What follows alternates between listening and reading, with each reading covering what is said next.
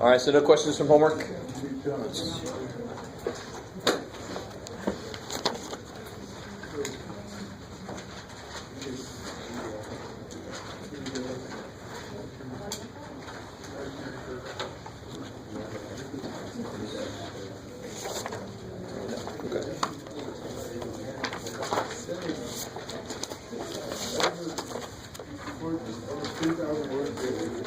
Anybody not get the handout from last time? The functions worksheet? Section 8.1 handout? So we did this together in class.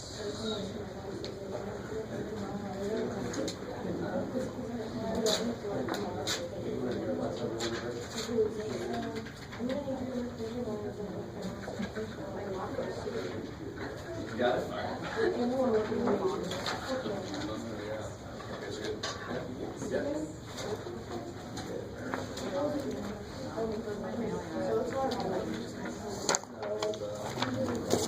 All right, let's get back into it.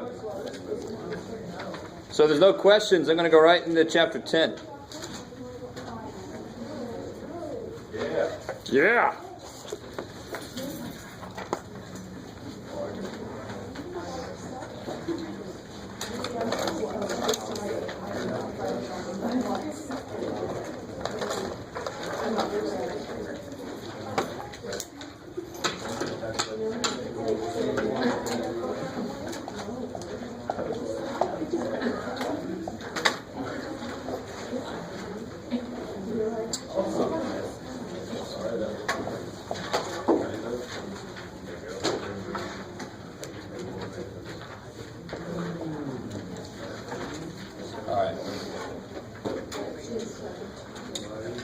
So guys, there's two different things. Let me put two questions up here on the board. The square roots of 49, I'm kind of giving it away with the plural here.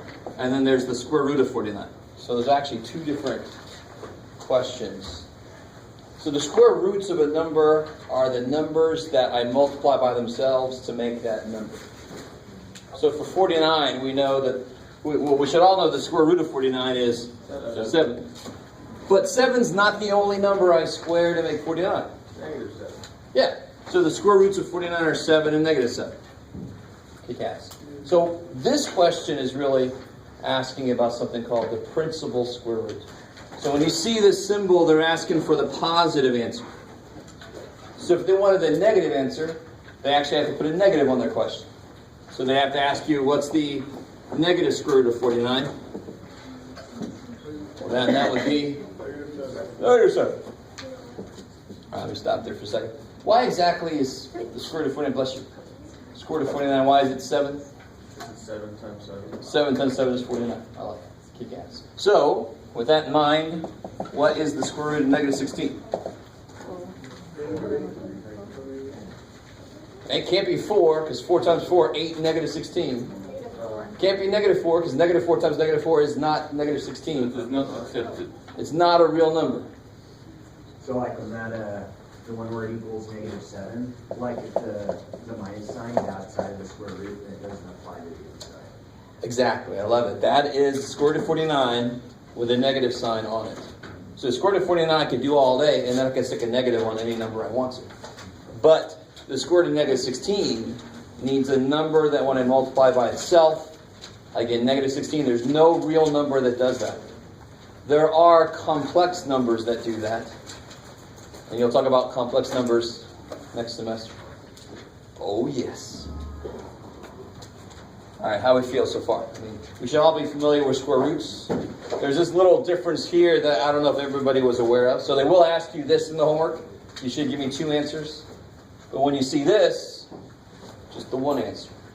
Right? Just the one that they want, the positive or the negative one. That's the one they want. Kick ass. So what about higher level roots? Like the cube root of 27, that was not too bad. 3 times 3 times 3. Good, right? And so we've done cubes. This is difference of cubes, sum of cubes. This is exactly the same question. So what's a cube root or a square root? What do they do to things? What's the square root do to something? Take the number and times it by itself. Much quicker. It cuts it in half. What's a cube root do to something? Cuts it in thirds. I love it. So what if I had the cube root of negative 64? Can I do that? No. Of course I can. Two numbers multiplied, if they're both positive, the answer is positive. If they're both negative, the answer is positive. Oh shit. That's why I can't do this. Do you guys understand what I just said? Whenever I multiply two real numbers together, the same number, they cannot come out negative, can they? No. But three numbers multiplied, the same number, what's negative 2 times negative 2 times negative 2? Negative 8. Holy shit. Because three numbers, if they're all negative, two negatives cancel. Yeah. Let me give you the finger that works better and that doesn't really offend anybody. Two negatives cancel and there's one negative left. So you can have a negative at the end. So even roots are uptight. They can't handle negatives. Even roots cannot handle negatives. Because if I have an even number of numbers, all the negatives would cancel if there were any negatives. It's always positive. Oh shit. So it can't handle negatives. Odd roots, all day they can handle negatives. So what's the cube root of negative 64? Break 64 into three parts, sorry. You have 4, so it's a negative 4. Let me stop there for a second. And do you see why that relates to, since square roots are so uptight, that relates to the fact that I can't factor a sum of squares. Cube roots, they can do positive or negative, they don't care. And that relates to the fact that I can do a difference of cubes and a sum of cubes. They're much less uptight, they're more flexible. All right, maybe. How are we doing so far? But again, why is the cube root of 27 3? Because that number tells me what? What does that number tell me? Why was the square root of 49 2? Because there's an understood what here? 2. There's an understood 2 there. So this question, what is this symbol? What's the question behind the symbol? What does it take 3 of to multiply to be this? What does it take 2 of to multiply to be this? Yeah, it's like factoring, exactly. You guys with me so far? So you're in Math 110 or 103, whichever one you take. Hopefully you've decided by now which one you need to take. You're going to learn some new functions. Some functions you might never have seen before or you haven't really used much. The whole thing that gets you through a new function is understanding what's the question behind the symbol. So this one you guys don't even think about it too much because you've done roots before normally. You've done a lot of roots, so you don't even realize why you do what you do. But when you learn a new function like, for example, has anybody ever heard of logarithms? The reason logarithms kill people, and people have heard horror stories, is because you don't focus on what's the question that the symbol asks you. It's a translation. You translate the symbol into what the question is, and then you can do the problem. So this says, so how do you do this then? Let me give you a funky one. That's not too funky. How the hell would you attack that? We go to it. No, stop. 343 for thirds. Yeah, try to break it up into 3 parts. I like it, because the question's asking you what does it take 3 of to make 343. So now your first step is, what the hell goes into 343? I don't know. How do you figure it out? True, but in order to factor it, you have to answer the question I just asked. How do you start to answer that question? What do you do? Try some stuff. You can't break it up into anything until you've tried something, right? Does 2 go into it? Hell no. How do I know very quickly that 3 does not go into this? Who remembers? 3 plus 4 plus 3 is 10. Does 3 go into that? No. So 3 does not go into this. Does 4 go into it? No. Does 5 go into it? No. No. Does 6 go into it? No. If 3 doesn't go into it, 6 probably doesn't go into it. Does 7 go into it? I don't know. 7 doesn't have a rule. Try 7. Try it. 343 divided by 7. My hand's out of batteries. Yeah. 7. Yeah. Well, 343 divided by 7 is... It's not 7. What's 343 divided by 7? 49. 49. There it is. And 49, of course, is... So what's it take 3 of to make this? Well, it obviously takes 3 7s to make 3 7s. Right? Do you guys see that? So if you get a big number inside of a radical, just try to break it down. Because then you can see what it's made of. Because the question a radical asks you is, how many of something does it, what does it take this many of to make this? So if you break it down, you can see what did it take to make this. Maybe. So what about even higher roots? Let's see. What about the 6 through to 64? You guys might be able to guess what that is.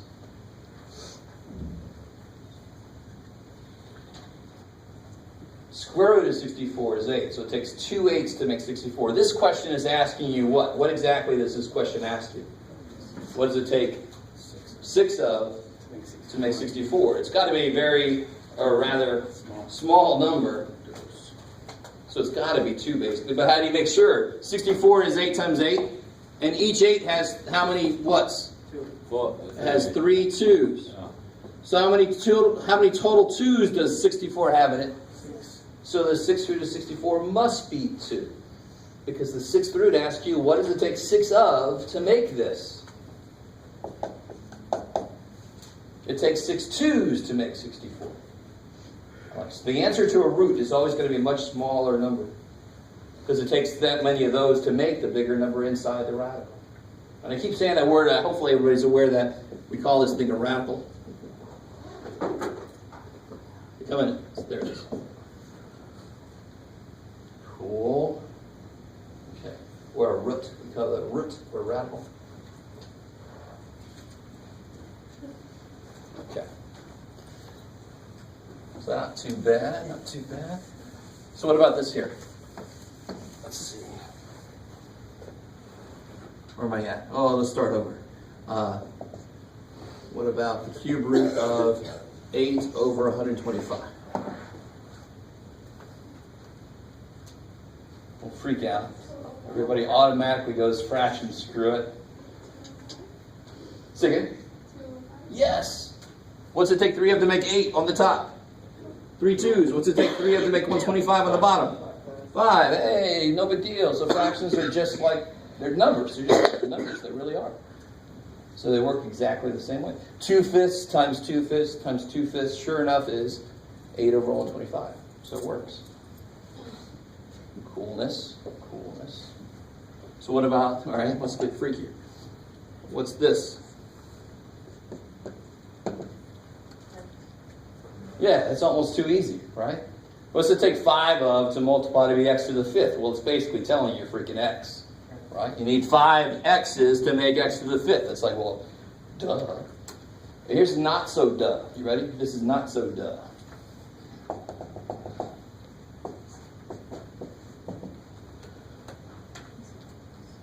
The answer cannot be x. Why can the answer not be x? What do you know about the answer to a square root question? It has to be what? Any square root problem I give you, the answer, if there is an answer, has to be what? Half of the product, so it has to be a No, it has to be positive. I like it. I know that was a very vague question, but I knew somebody would get it. You guys kind of with me? So why can this answer not be x? I mean, based on what we just did here, it should be x. But a square root has to be positive. An odd root can come out negative, of course. We saw one just a minute ago. The cube root of negative 27 was negative 3. Cube roots and odd roots are much more flexible. They can handle it. Even roots, no. So this is not a big deal. Let me see if you guys are going to handle this. This can't be right. Because what if x was negative 2? Then you're telling me the square root of something is negative 2. Do you guys see that? If x is negative 2, what's the right answer going to be? Well, what's negative 2 squared? Plug a negative 2 in. Square root of 4, which is 2, not negative 2. So the answer is not x, it is the absolute value of x, that's all. What's the only thing we have that will guarantee the answer will be positive? Throw it in absolute values.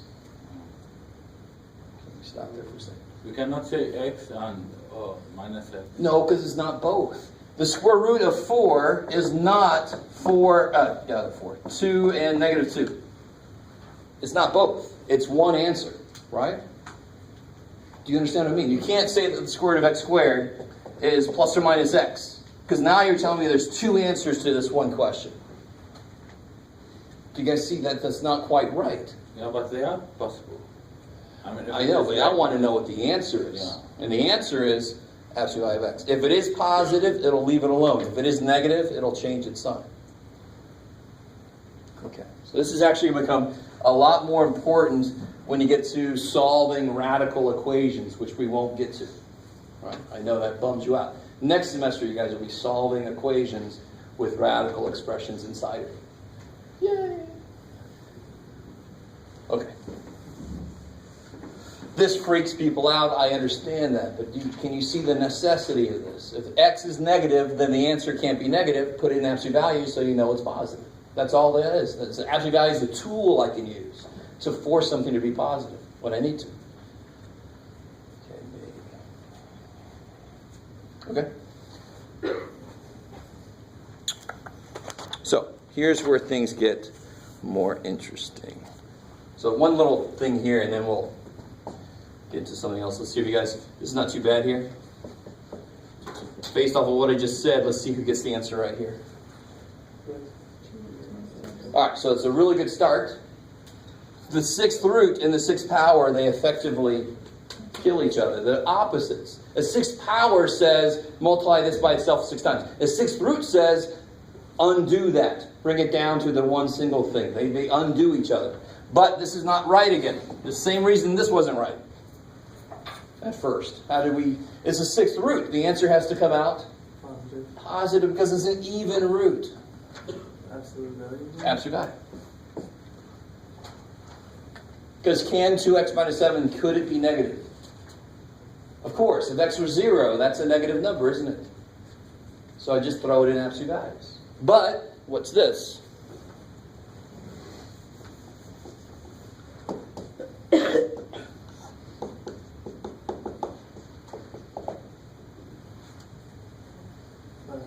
Five x plus 8. Why do I not need absolute values? Because, no. I don't know if it's positive or not. What if x was negative 18 billion? Wouldn't this be negative? But it's an odd root. Odd roots can handle negatives. So what is the seventh root of negative 1?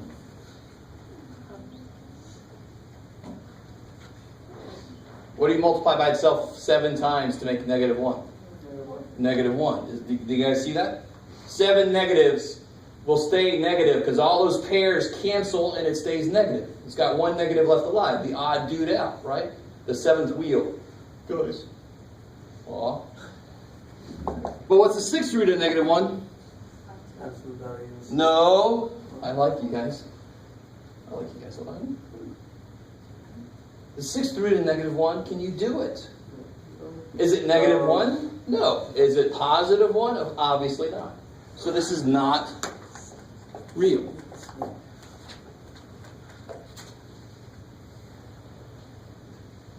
See, the difference is, when do I have to bring absolute values in? Let me see if you guys can get this. What's the sixth root of negative 1 to the sixth power?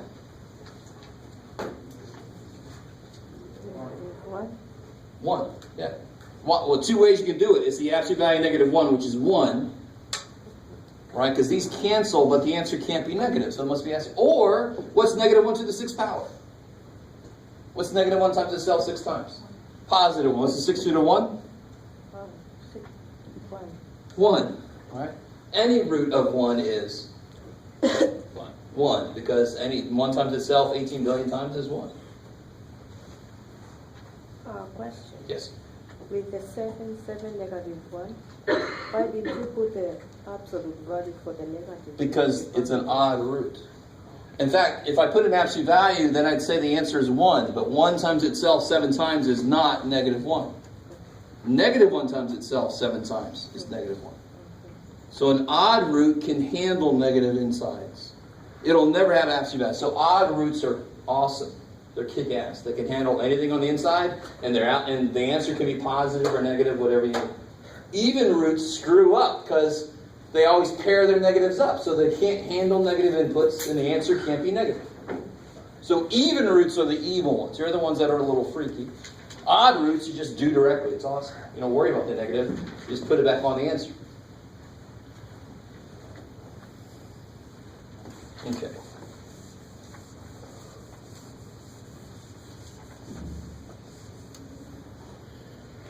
So here, you guys try these.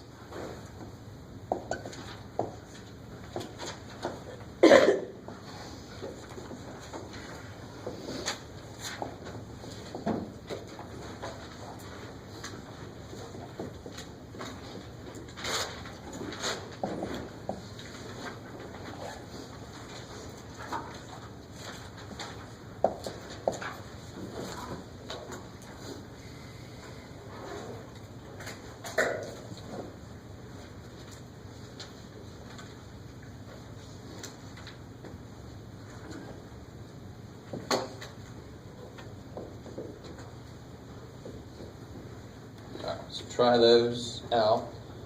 Call me over, need some help. If you want to compare notes with somebody else, go ahead.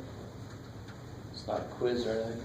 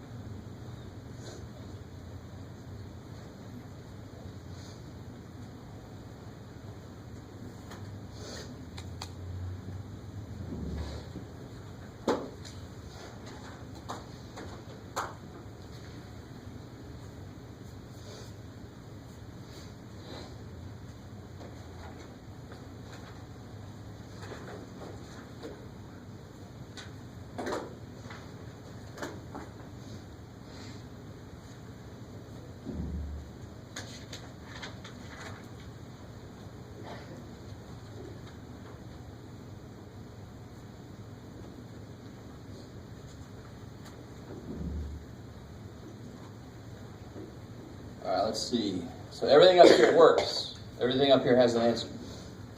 Square root of 121. 11. Alright, so started us off nice. Ooh, that's neat. Tricky. Get away from there. Alright, that's nice. Because 11 times 11 is 120. It takes two 11s to make 121. It takes three what's to make negative 8? Negative 2. Cool. It's three negative 2s. That's why the answer could be negative. Because two of them, their negatives would cancel, but there's still one negative left. Please let that be simple. Any odd root that's going to be true for, there's always going to be an odd dude out. That's another reason why it's an odd something, right? So there's always going to be a negative left over. So odd roots can handle negatives. Even roots can't. But I can give you one of those. This is negative 2. Cool. What about this guy here? Beautiful. I love it. So the 4s cancel there, right? They do. The fourth root and the fourth power are opposites. They're asking you to do two opposite things. But the answer can't be negative, so you throw it in absolute values. Really not that big of a deal, really. Really isn't. You know, the answer can't be negative. Oh shit, let me put it in absolute values. Okay. So what about number 4 there? It's not too bad here, right? Negative 2. Yeah, it takes 5 negative 2s. It's an odd root, so the answer can be negative. But if I would have asked you the 4th root of negative 16, then the answer would have been... Absolute value. Nope, Not real. not real.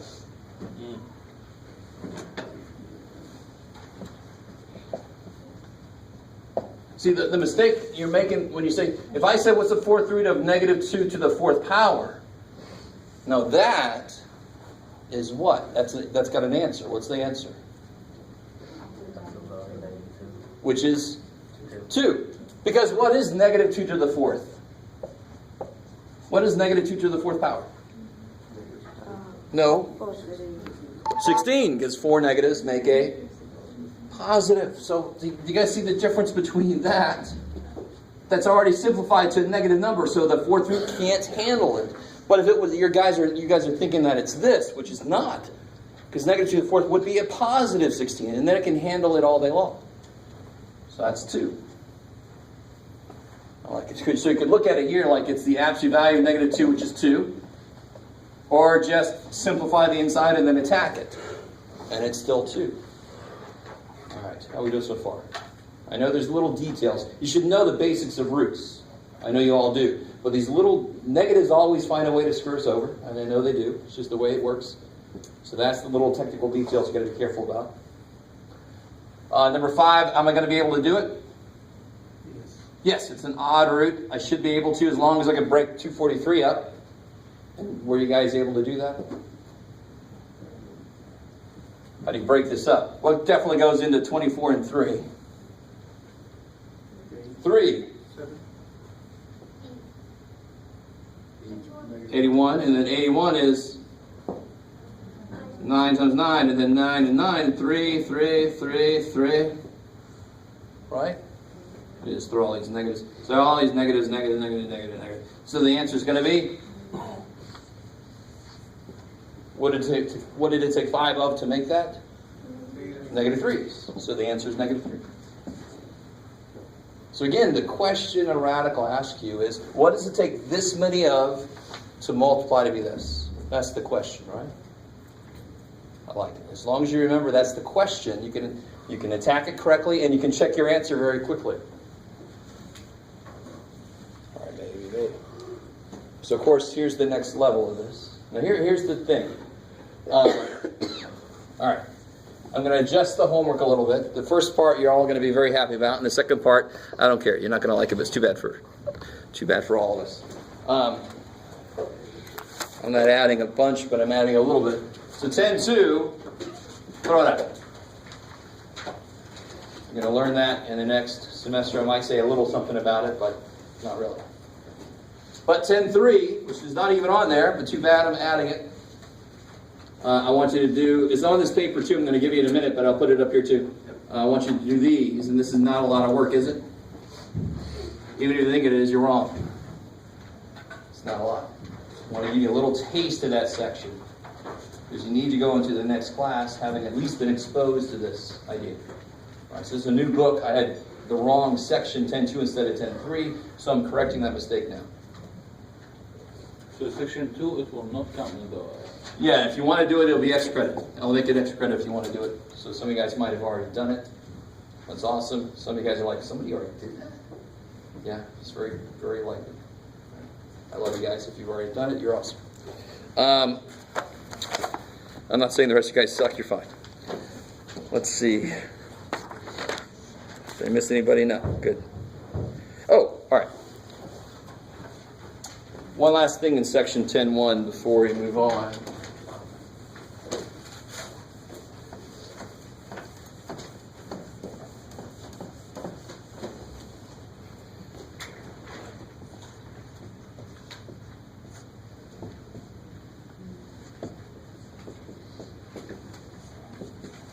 All right. Some of you guys might know what this looks like graphically. Some of us might forget or not know. How do I graph something if I'm not sure what it looks like? How do I graph something? What do I make to help me graph something if I don't know what it looks like? What's the most fundamental way to graph something? That's awesome. How do you graph something? You make your graph. This is true. Help me, though, connect those things. How do you make a tree fort? You make a tree fort. Step 1. Yes, XY table. Cool.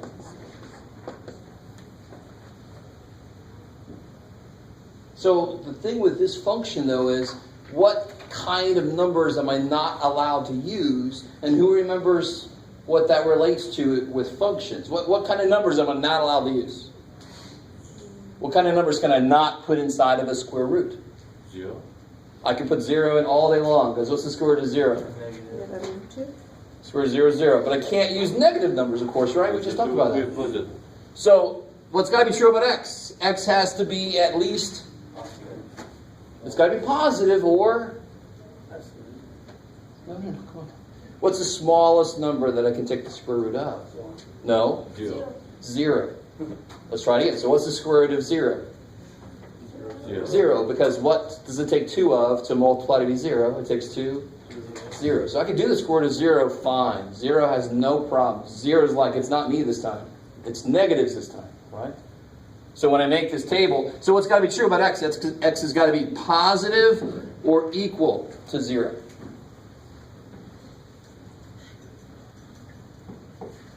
So where am I going to start here? I'm going to first put in, that's crazy, 0. And of course, square root of 0 is 0. Now I'm going to be smart about this. I'm going to put a 1 in next. Square root of 1 is, am I going to put a 2 in there? No. Hell no, because I want to graph this by hand. Square root of 2 is not pretty. In fact, entire civilizations couldn't handle square root of 2. They said that doesn't exist, right? And now we're like, you silly civilizations. So what's the next good number I'm going to put in there? Not 3, because square root of 3 is still ugly. 4. 4 is nice. Square root of 4 is? Holy shit. Okay, so now I've got enough stuff here to graph it. So this is what trips students out. You have complete free reign as to what numbers to put in here. You just have to put enough numbers in there to get a feel for the shape. But it's totally up to you. You don't have to use 0, 1, 2, 3. Don't be silly. Use the ones that make the answer come out nice. I'm going to do this by freaking hand. I'm not a calculator. Shit. So 0, 0, 1, 1, 4, 2. And what's going to happen? What's the next good number going to be? 9. 9, and the square root of 9 is 3. So you see how this thing is going to, it's always growing, but it's growing at a less and less rate. Right?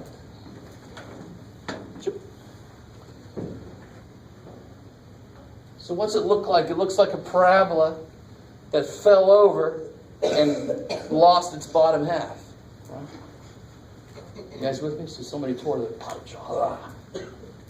So it's a parabola that had a rough night, fell over and lost its bottom half. That sounds like a really exceptionally rough night. I don't want to get into that. Do you guys, and why should that make sense? What's the opposite of the square root? Squaring. So they're all related. So somehow opposite functions have this, where they look the same, just turned. So you're going to get more into what's called inverse functions in 103 or 110. But that's really it. If you know a function, you know its opposite, they are related. Their shapes are related, it's just that they've turned. Why is there nothing, why is this side missing? Because the output to a square root can't be negative. That's why this side is missing, because it can't be negative. But if it was here, wouldn't that be a parabola? Wah! Yeah, cool. I like it. Square root, right? Square root, yes. It still looks semi-parabolic, except it just lost its other half. Yeah. Because it can't be negative. Because the squared can be negative, that's why it comes out to be a parabola. Squared can handle negative inputs, yes, exactly. But square root can't get those negatives back. It can't have a negative output. I like it. So if I graphed, real quick, I just want to say, if I graphed this, that would fill it in. That's the other root, isn't it? If I graphed that, what's the negative square root of 1? It would be negative 1. It would fill it in. It would make it the whole parabola because I get both roots back. If you don't understand what I just said, that's fine. Don't worry about it. It's a nice connection between where the other part of the parabola go. I just didn't show it because this means the positive root. I didn't graph the negative roots. That's all. All right, so now watch this. That's where things get even more interesting.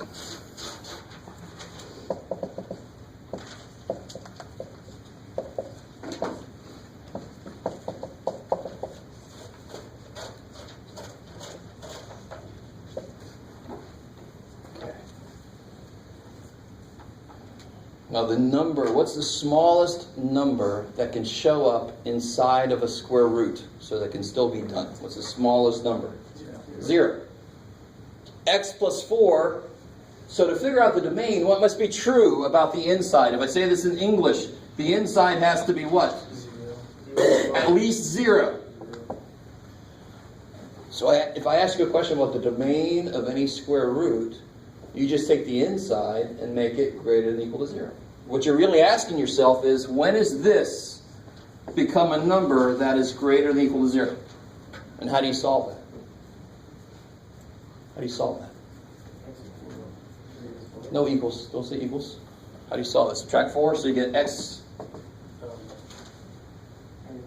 greater than or equal to -4.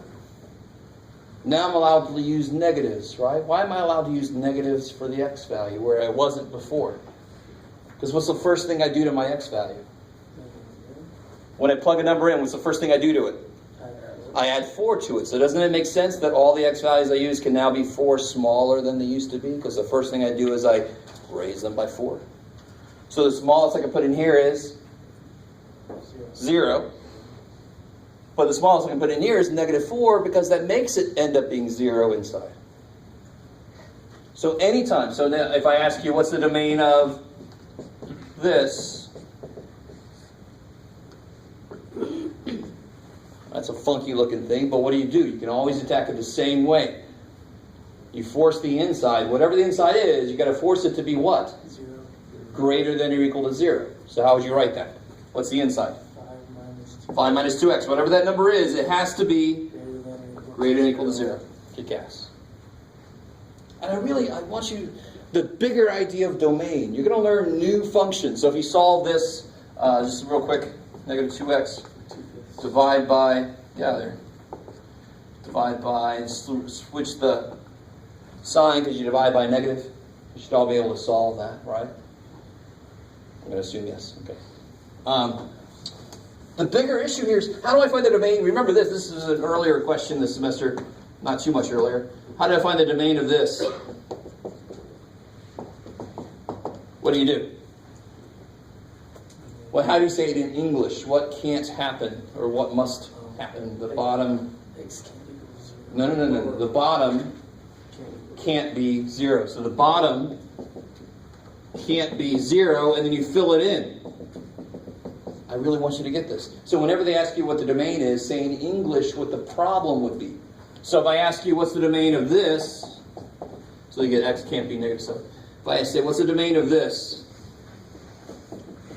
you say the inside must be at least 0, and then you solve it. So if you can say it in English, you can just fill it in Mathish and solve it. Always for domain. It's crazy.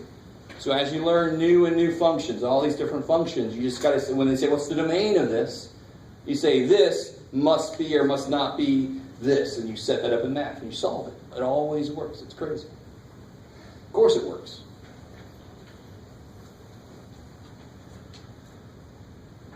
Okay, so they're going to ask you in section 10.1, they're going to ask you straight up like stuff like what's the square root of 64, those kind of questions. Then they're going to ask you some domain questions, right? Like this. 10.3, we only do a couple quick little things out of 10.3. And then I've got a nice handout that summarizes what I'm about to do.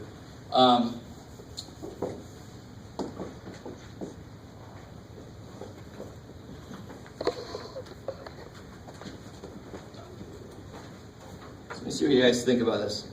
Let me see if I can make this connection. Can you do this? Can you do that nicely? Can you divide 11 by 8 nicely, like get a nice whole number? Of course not, because 8 does not go to 11, right? Now you might have never seen what I'm about to show you. It's kind of a neat way to do this, to make this into a mixed number. Normally you divide 11 by 8 and get the remainder and all that kind of bullshit.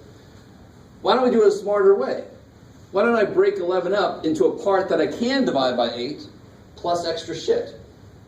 So how do I do that? What could I divide by 8? What's in 11 additively? So 8 plus 3. Yeah. Go with me. Somehow this relates to radicals. Right? Some of you guys are like, I gave up on you like 30 minutes ago, man. I'm like, oh shit, all right. Stay with me. This is kind of neat. I don't think you guys have seen this. But does this make sense? So I can't divide 11 by 8, but I can divide 8 by 8, because how could I rewrite this now? Isn't this 8 divided by 8 plus 3 divided by 8? Well, what's 8 divided by 8? 1. And what's 3 divided by 8? I don't know. So it's 1 3/8. Does that make sense? I'm not telling you have to go back and redo how to get mixed numbers. I'm just saying this is a different way to look at it. So what the hell has this got to do with anything? some of you guys are confused. So if I do another one real quick, 24 over 17. I can't divide 17 into 24, but what's in 24 that's divisible by 17? 17 plus 7. So that's 17 over 17 plus 7 over 17 is 1 and 7/17. Now, real quick, just to make sure you understand, what about 36 over, what you got, Jeff? I don't know, man, 15. So now what's in 36 that's divisible by 15? Something a little bigger? 30. So 30 plus 6 divided by 15 is 2 and 6/15, which you can reduce, because we could have reduced in the beginning, but oh. All right, so I'm not telling you to go back and change how you did mixed numbers. I'm saying this is a different way to look at it. What does it have to do with radicals? I don't know. Oh yeah, that's right. Stay with me. So if I had the square root of 20, is there a number, a nice number, that multiplies by itself to make 20? Hell no, right? It's not 10, because 10 times 10 is 100. So we're not thinking additively, right? Now stay with me. So the answer to this, there is an answer. If you did it in your calculator, you would get an answer. Can anybody estimate what the answer would be? What's it going to be between? 4 and 5, because 20 is between 16 and 25. So the square root would be between 4 and 5. Kick ass. So it's 4 point blah, blah, blah, blah, blah, blah, blah, blah. It never ends. So I don't want to do that. I want to simplify this. No. I didn't mean to shout. The reason I did this one additively is because then I can break it up over the division. I've got to do this one multiplicatively because now I have a square root. But it's the same kind of idea. I want to break 20 up into a number I can do the square root of and some other number that's going to get left over. It's like a remainder. 4 times 5? Yes. So square root of 20 is square root of 4 times 5. Is that cool? Now why did I choose that instead of 10 times 2? Because 10 and 2, neither one of them I can do. Why didn't I write this as 20 plus 4? Because 20 and 4, neither one of them is divisible by 17. Why would I do that silly thing? I want to break it up so that a part of it will work. What's the square root of 4? 2. And what's the square root of 5? I don't know. So it gets left over. So I can simplify radicals. Even if they're not perfect squares, I can still pull a perfect square out sometimes and still make it work. Now what's kind of hidden behind here is, what does your gut tell you? What do you hope this would be? You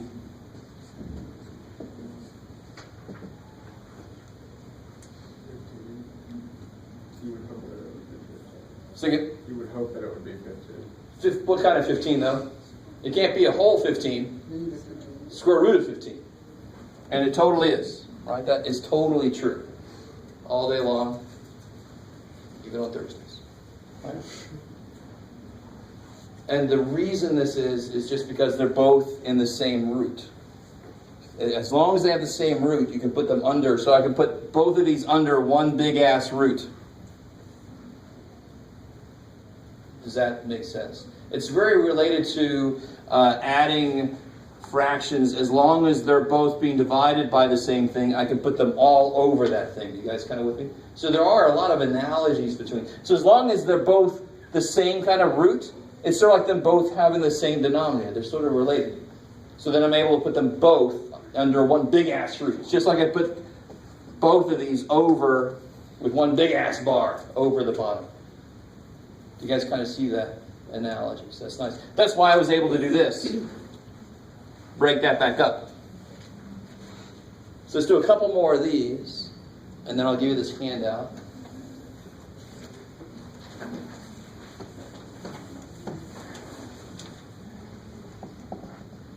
So what about the cube root of 24?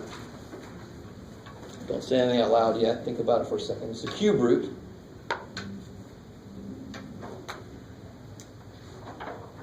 So the first thing you do is, can you break 24 up? Can you do 24 itself? Is 24 cube rootable?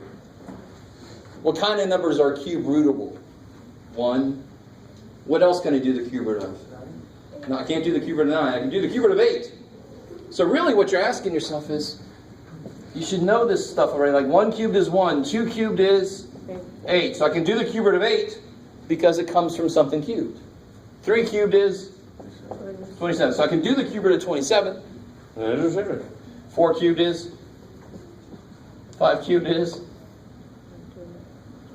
125. We've seen that number before, right? Where did we see 125 before? Earlier today, plus in sum and difference of cubes. We've seen it there. See how they're related? Because cube roots things. It breaks it up into 3 parts. I just didn't say that when we did it. I just said break it up into 3 parts. So which one of those numbers goes into this? 8. So 8's a beautiful number because it's cube rootable. So I break this up into the cube root of 8 times the cube root of 3. That's the remainder. That's the leftover shit. Right? That's the thing. That's the number that made 24 not work. Because of the extra 3. Just like over here. Why did this not divide? Because it's got an extra 7. If it didn't have that extra 7, wouldn't it work perfectly? Yes. It's just that this extra stupid 7 that was there. Oh shit, it's the remainder junk mess pile. Right? I'm making it sound so horrible, isn't it? What's the cube root of 8? 2. What's the cube root of 3? I don't freaking know. Don't put 1. 1 times 1 times 1 is not 3.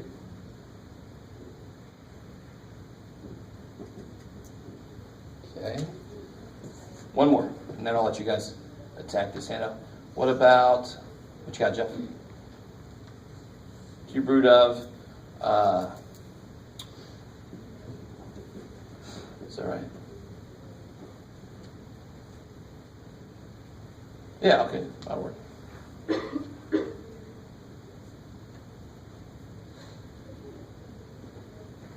The 81 is made up of 2 9s, so you can do the square root of 81. 81 is made up of 4 3s, so you could do the 4th root of 81. I'm asking you, what's the cube root of 81? Oh shit. Well, which one of those numbers goes into it? And let me give you a different way to do this. You ready? If you don't like the way I'm doing it so far, and you're like, good God, man. Here's another way you can always do these. Break it down into its DNA. 81 is made up of 3 3s, right? 4 3s, sorry. 3 of those 3s, any group of 3 3s, that's a full 3. What's the cube root of 3 times 3 times 3? 3. So what's the extra? What's left inside? That 3 is left inside. Yeah, well, what's the cube root of 27? 3. And what's the cube root of 3? I don't know. So I leave it inside. So if I would have done this the other way, it would have been cube root of 27 times 3. What's the cube root of 27 is 3. And the cube root of 3, I don't know. I leave it inside. So either way I do it, I get the same answer. All right, so let me give you this handout. It's kind of got both of those methods I've done explained at the top using all kinds of color.